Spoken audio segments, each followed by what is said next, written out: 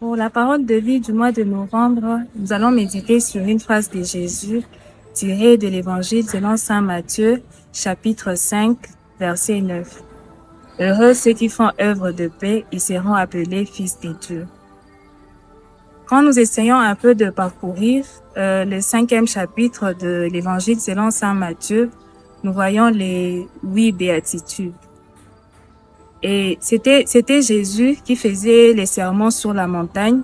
Il était en train de parler à ses disciples. Il était en train de décrire les attitudes et les comportements à adopter pour atteindre la paix et la joie intérieure. Nous allons méditer sur les versets 9. Heureux ceux qui font œuvre de paix, ils seront appelés fils de Dieu. Aujourd'hui, Jésus nous invite à faire les œuvres de paix.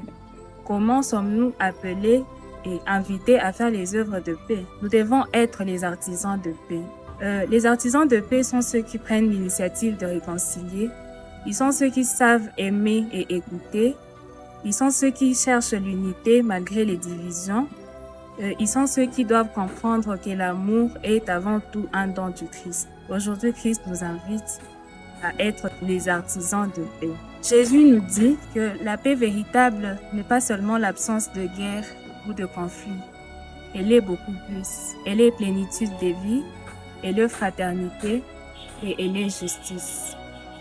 Et pour vraiment faire les œuvres de paix et être les artisans de paix, nous devons aussi comprendre que la paix est un don du Christ, comme je l'ai dit si haut.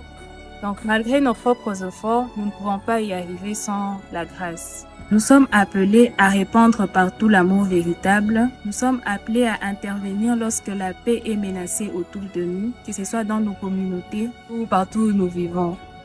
Parfois, il suffit juste d'écouter avec amour et attention les parties qui sont en conflit pour entrevoir une issue.